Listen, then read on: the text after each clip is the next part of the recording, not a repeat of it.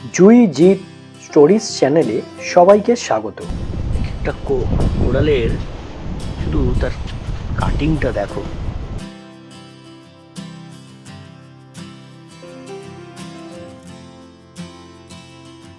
যেটা বলছিলাম যে ওয়াটার অ্যাক্টিভিটি সেখানেও হয়।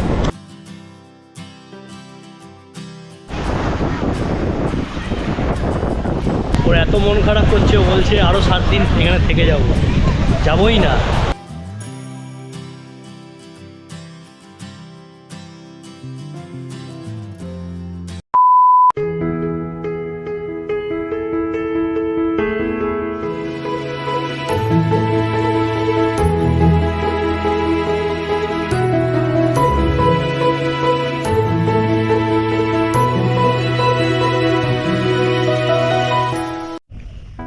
Good morning, day 6। আজকে হচ্ছে এখান থেকে পোর্ট ব্লেয়ার চলে যাব।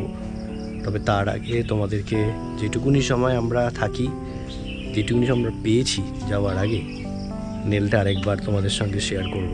আর সকালবেলা এই মুহূর্তে হোটেলের চারিদিকটা আমরা দেখে নিই। যে চারিদিকে এই পেছনেই হচ্ছে কিন্তু আমাদের এই কটেজটা, সব সিঙ্গেল কটেজ, একদম খুব ভালো এটা। তো চলো একবার দেখিয়ে নিই। আমরা চলে যাব সমুদ্রের পাশেই, সমুদ্রে চলে যাব।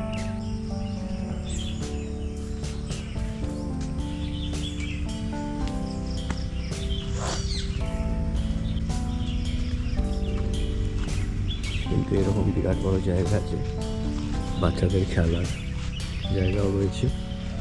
ওইদিকে আরও কটেজ আছে।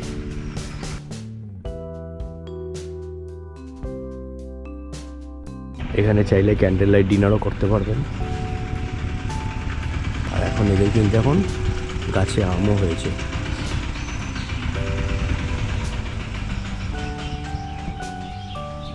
আর ওই দিকে হচ্ছে কিচেন, হোটেলের এই যে এন্ট্রান্স।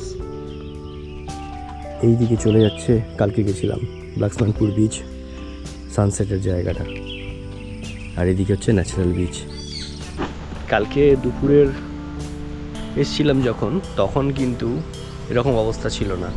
আজকে জল আরও অনেক দূর চলে গেছে, তাই কোরাল যেন আরও জেগে উঠেছে। ওই যে ম্যাডাম তো কোরালে চলে গেছে, একবারে পুরো কোরালে ভর্তি একদম। এগুলো দূর থেকে দেখলে মনে হবে সেই দীঘার বোল্ডারের মতো, কিন্তু একদমই এগুলো কোনো বোল্ডার নয়। এগুলো কিন্তু আমাদের পৃথিবীতে এক রকমের যেরকম আমরা প্রাণী, সেরকমই কিন্তু এক রকমের সামুদ্রিক প্রাণী, কিন্তু এখন মৃত। এবং এই যে আইল্যান্ড তৈরি হয়েছে এগুলোই জমে কিন্তু এই আইল্যান্ড তৈরি হয়েছে। দূরে দেখা যাচ্ছে একটা জাহাজ যাচ্ছে।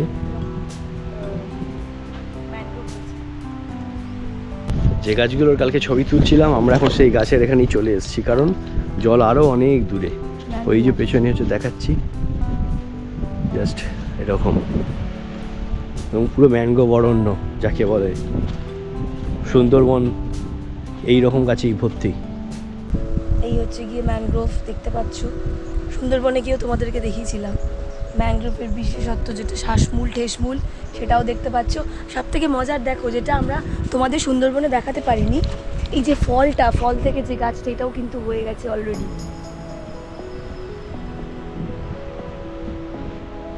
এখানে কোনো ভিড় নেই হর্নের শব্দ, আছে শুধু নীল সমুদ্র, সাদা বালি আর অদ্ভুত শান্ত একটা পরিবেশ। তোমাদের একটা দারুণ জিনিস দেখাই। এখন তো জল ওখানে, কিন্তু জলটা বাড়ছে কিভাবে দেখাচ্ছি, জাস্ট দেখো।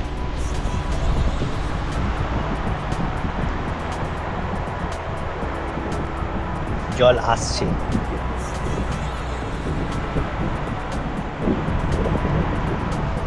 এবং ওইটা হচ্ছে জেটি, ওইটা হচ্ছে হ্যাভলক দেখা যাচ্ছে। আর পোর্ট ব্লেয়ারটা ঠিক এই দিকে পড়বে। আর কালকে আমরা ওখানটায় গেছিলাম, সানসেট পয়েন্ট, যেটা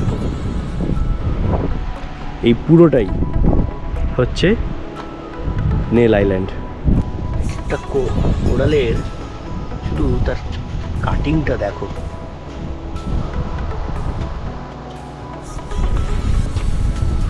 একটা কোরাল, তার বিউটি, তার কাটিং অসাধারণ, মানে ছাঁচে ফেলে দিয়েছে মনে হচ্ছে। অসাধারণ।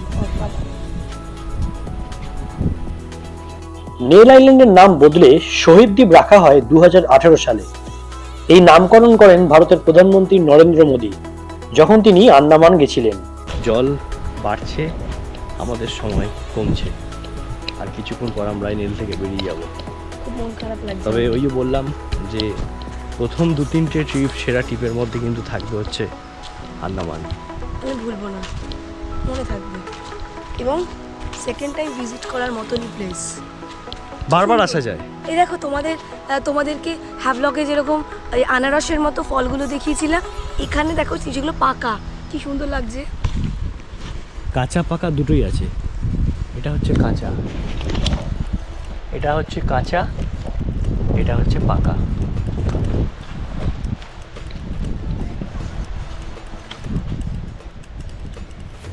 আন্দামান দ্বীপপুঞ্জের সঙ্গে স্বাধীনতা আন্দোলনের গভীর সম্পর্ক আছে।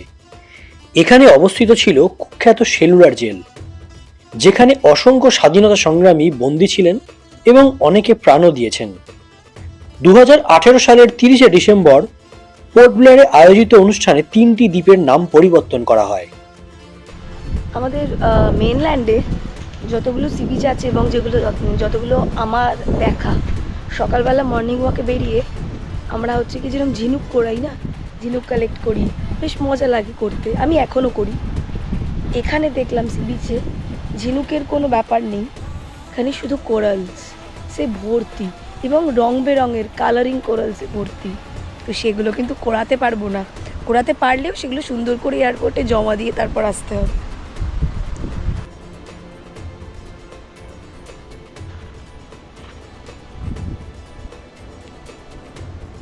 ঝিনুক জ্যান্ত, কালারটা দেখো শুধু সবুজ। কি অসাধারণ কালারটা, কি অদ্ভুত কালারটা না, নতুন দেখলাম এটা।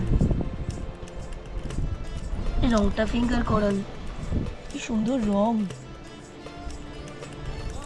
এই একটা রং, এই একটা রং, এই একটা কালার, ফিঙ্গার সাদা,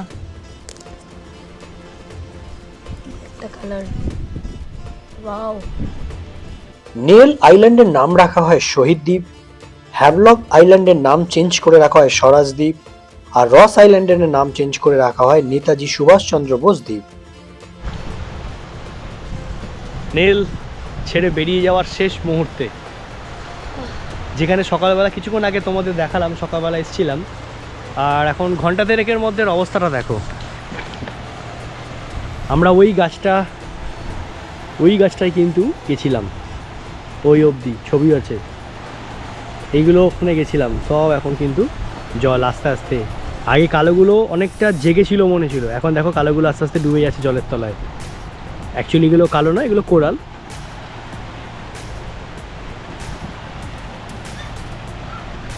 নেল আইল্যান্ডে আসতে গেলে এখানে অন্তত হাতে 2 দিন সময় নিয়ে আসা উচিত। এই রকম দ্বীপে এই রকম প্রকৃতির কাছে একদিন খুব কম সময় বলে আমার মনে হয়।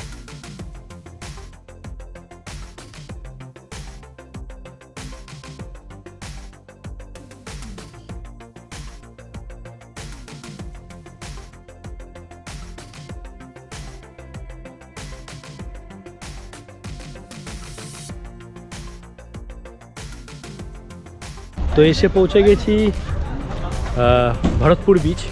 তো এখানেও আমি দেখলাম ওয়াটার অ্যাডভেঞ্চারগুলো দেখাচ্ছে।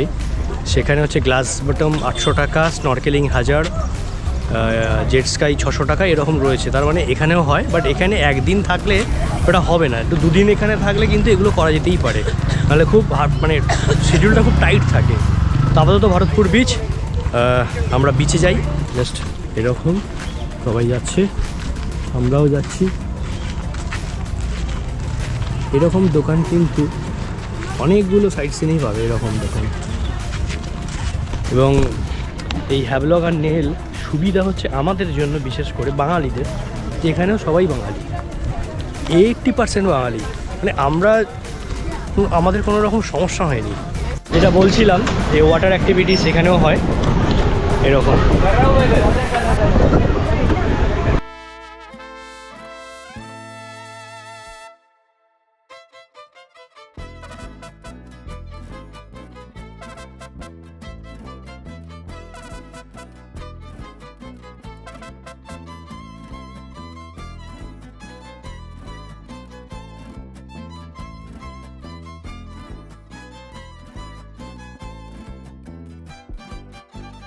আমরা কালকে ওই জেটি নেলের এটাই হচ্ছে জেটি, কালকে আমরা ওখানে নেমেছিলাম। আর এর পাশেই হচ্ছে ভরতপুর বিচ। এটা মূলত হচ্ছে সুইমিংয়ের জন্য, ওয়াটার অ্যাক্টিভিটিসের জন্য, এবং এখানে আরও টুকটাক যে আইল্যান্ড ট্যুরগুলো রয়েছে এগুলোর জন্য কিন্তু এখানে করতে হয়। এটা অ্যাকচুয়ালি আমাদের কালকে নেলে যখন ঢুকেছিলাম কালকেই ছিল, তো আমরা এটাকে বলেছিলাম যে শুধুমাত্র আজকে যাওয়ার সময় এটা দেখে নেব, কারণ আমাদের ওয়াটার অ্যাক্টিভিটিস হয়ে গেছে আর এখন সুইমিং করবো না, তো ওই জন্যই আমরা করেছিলাম। ম্যাডাম বলেছে আবার আসবো। সত্যি লোকে খরচা করে মালদ্বীপ যাচ্ছে, এই যাচ্ছে কেন ভাই? নিজের দেশে এত সুন্দর জায়গা রয়েছে।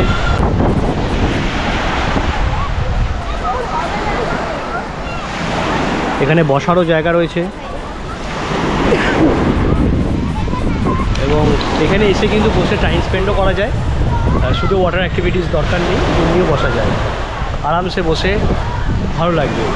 আর দূরে দেখাচ্ছি ওই যে হ্যাভলক, বিউটিফুল লাগছে, যা সত্যি অপূর্ব লাগছে। মানে এই হালকা হালকা একটা গ্রিনিশ ব্যাপার আছে জলের। আরও যত তুমি যাচ্ছ দেখো নীলটা বাড়ছে, এটাই অনবদ্য লাগছে। কিছু বলবেন? স্পেল বাউন্ড, আমি কিছু বলার মতো পরিস্থিতিতে নেই, অসাধারণ। আমি জাস্ট ভাষা হারিয়ে ফেলেছি, খুব মন খারাপ লাগছে। নেলকে ছেড়ে যেতে আমার সত্যি খুব মন খারাপ, ইচ্ছা করছে না, কিন্তু কিছু করার নেই, যেতে তো হবেই। অসাধারণ, মানে এটা দেখার পরে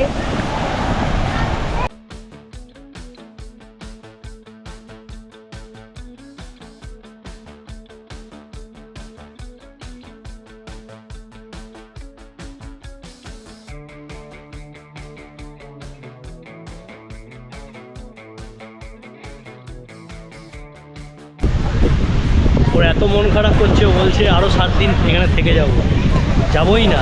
আমার খুব মন খারাপ। এদিকে জলের কিন্তু প্রচুর ভয় পায়, কিন্তু সত্যি এই জলের যা কালার, এই যে জলে নয় নাই বা নামলাম, পা ভিজাবো, একদম তাই, বন্ধ, জাস্ট ভাবা যাচ্ছে না। যাই হোক, আজকে নেল এখানেই শেষ হচ্ছে, আমরা বেরিয়ে যাবো এবার পোর্ট ব্লেয়ার। আর বাকি কথা তো পোর্ট ব্লেয়ারে কী হবে, পোর্ট ব্লেয়ারে এখন একটা দিন আমাদের হাতে রয়েছে। আপাতত দেখালাম জাস্ট এইরকম, এখানে বসার জায়গাও রয়েছে, এখানে চেঞ্জিং রুমও আছে। এখানে চেঞ্জিং রুম থেকে শুরু করে সমস্ত কিছুই আছে। টয়লেট চেঞ্জিং রুম সব রয়েছে, সব পেয়ে যাবেন। তবে এখানে সুইমিং করতে পারবেন। আচ্ছা, খাবার রেস্টুরেন্টও এখানে পরপর রয়েছে। এখানে লকার আছে, সবগুলোই কিন্তু ফেসিলিটি এখানে রয়েছে। লেখা রয়েছে 30 টাকায় কিন্তু আপনার লাগেজ রাখতে পারবেন। ট্রিপিওসের লাগেজ 30 টাকা। অতএব এখানে 30 টাকায় কিন্তু আপনারা আপনাদের লাগেজ রেখে দিতে পারবেন। তো আপাতত নেলকে টাটা জানিয়ে, নেলকে বিদায় জানিয়ে আমরা চলছি পোর্ট ব্লেয়ারের পথে। ভারাক্রান্ত মন নিয়ে ফিরতে হচ্ছে। ডে 6 এখনও কিছু নেই, বাট ডে 6 এখানেই শেষ হয়ে যাবে। আজকে পোর্ট ব্লেয়ারে কিছু নেই। আজকে আমরা এখন পৌঁছবো পোর্ট ব্লেয়ারে প্রায় ওই 1-1:30 নাগাদ। তারপর রেস্ট সারাদিন।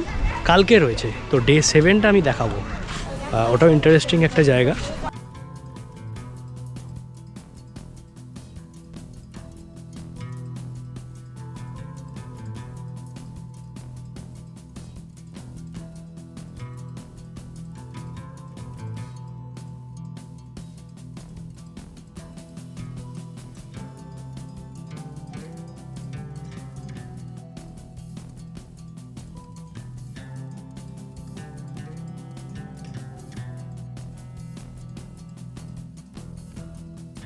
এই যে জিনিসগুলো বিক্রি হচ্ছে, এগুলো কিন্তু আমরা পুরীতে বা দীঘাতেও পাই। সমস্যাটা দুটো জায়গায়, একটা হচ্ছে উইথাউট বিল, এটা আপনাকে ফ্লাইটে নিয়ে যেতে দেবে না যদি সেরকম কিছু থাকে। আর একটা হচ্ছে দাম।